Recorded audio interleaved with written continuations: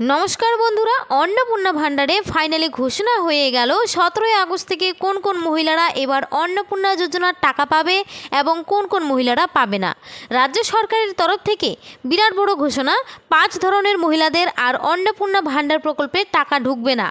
June July মাসে টাকা পেলেও অনেকেই এবার আগস্ট মাস থেকে কিন্তু আর কোনো টাকা পাবে না। তো কোন কোন মহিলারা এই 17 আগস্ট থেকে টাকা পাবে সেটাই কিন্তু আজকের এই ভিডিওটিতে আপনাদের জানানো হবে। এছাড়াও যদি আপনি অঙ্গনারী কর্মী কিংবা আশা কর্মী অথবা সিভিক ভলেন্টিয়ার পদে কর্মরত হয়ে থাকেন, সেক্ষেত্রে আপনার অ্যাকাউন্টে টাকা ঢুকবে কি না, এছাড়াও আপনার যদি 3টির বেশি পাকা রুম থেকে থাকে সেক্ষেত্রেও আপনার অ্যাকাউন্টে টাকা ঢুকবে কি না এই অন্নপূর্ণা যোজনায়, সমস্ত বিষয়ে আজকের ভিডিওতে কিন্তু আপনি বিস্তারিতভাবে জানতে পারবেন। তাই ভিডিওটি একদমই স্কিপ না করে শেষ পর্যন্ত দেখবেন। আর বলবো, চ্যানেলে কেউ নতুন দর্শক হলে অবশ্যই চ্যানেলটিকে সাবস্ক্রাইব করে পাশে থাকবেন। চলুন দেরি না করে ভিডিওটি শুরু করা যাক। দেখুন, বলেছে অন্নপূর্ণা ভাণ্ডারে টাকা কারা কারা পাবেন, মুখ্যমন্ত্রীর বড় ঘোষণা। আগস্ট মাসের অন্নপূর্ণা যোজনার টাকা এখনও মহিলাদের ব্যাংক অ্যাকাউন্টে দেওয়া শুরু করেনি। তবে কোন কোন মহিলারা আগস্ট মাসে থেকে অন্নপূর্ণা ভাণ্ডারের 3000 টাকা পাবে, এই নিয়ে রাজ্যের মহিলাদের মনে এখন বিভ্রান্তির সৃষ্টি হয়েছে। যারা এতদিন প্রথম ও দ্বিতীয় কিস্তির টাকা পেয়েছেন তাদের মধ্যে কারোর নাম কি বাতিল হবে? এছাড়াও যাদের বাড়ির ছাদ বা 3টির বেশি পাকা রুম রয়েছে তারাও কি এই প্রকল্পের টাকা পাবে? এই নিয়েও মহিলাদের মনে উঠেছে প্রশ্ন। সত্যি কোন কোন মহিলারা আগস্ট মাসে থেকে টাকা পাবে, চলুন এই বিষয়ে কি বলেছে দেখে নিই। দেখুন, বলেছে অন্নপূর্ণা যোজনার 3য় কিস্তির টাকা কবে দেওয়া হবে, কারা পাবেন আর কারা পাবেন না 3000 টাকা স্পষ্ট করে জানিয়ে দিলেন মুখ্যমন্ত্রী শুভেন্দু অধিকারী। বৃহস্পতিবার একটি সাংবাদিক বৈঠক করে শুভেন্দু জানান যে আগামী 17 আগস্ট 2026 থেকে দেওয়া শুরু হবে। মুখ্যমন্ত্রী শুভেন্দু অধিকারী এদিন সরকারের তরফ থেকে জানিয়ে দেন, মোট 2,16,00,000 আবেদন জমা পড়েছে অন্নপূর্ণা যোজনার জন্যে। গত জুন মাস থেকে 31শে জুলাই পর্যন্ত অফলাইন অনলাইনে আবেদন নেওয়া হয়েছে। 10ই জুলাই পর্যন্ত যে সমস্ত আবেদন জমা পড়েছে তাদের ভেরিফিকেশন সম্পূর্ণ করা যাবে। সেই আবেদনগুলির পরিপ্রেক্ষিতে টাকা দেওয়া হবে।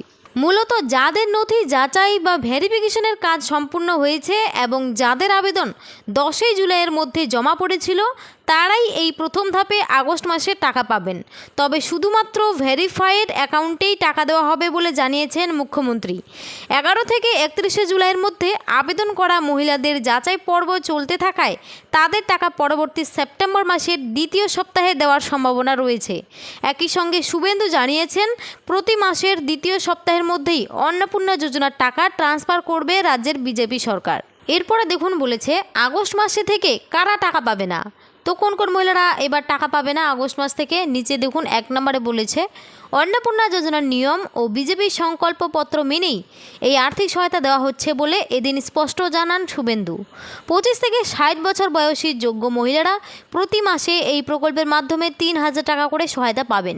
2 নম্বরে বলেছে যাদের আধার কার্ডের সঙ্গে ব্যাংক অ্যাকাউন্ট লিঙ্ক নেই, ডিবিটি সক্রিয় নেই, তাদের অ্যাকাউন্টে টাকা ঢুকবে না। 3 নম্বরে বলেছে যে সমস্ত মহিলাদের আবেদনপত্রে বা ব্যক্তিগত নথিতে গুরুতর অসঙ্গতি পাওয়া যাবে তারা কোনোভাবেই এই অনুদান পাবেন না। তারপরে 4 নম্বরে বলেছে যে মহিলা আয়কর দেন তারা সরাসরি এই প্রকল্পের থেকে বঞ্চিত হবেন।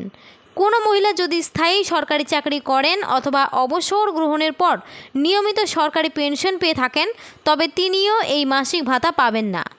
5 নম্বরে বলেছে এছাড়াও আশা, অঙ্গনারী এবং সিভিক ভলেন্টিয়ার পদে কর্মরত থাকা মহিলারা এই প্রকল্পে আর সুবিধা পাবে না।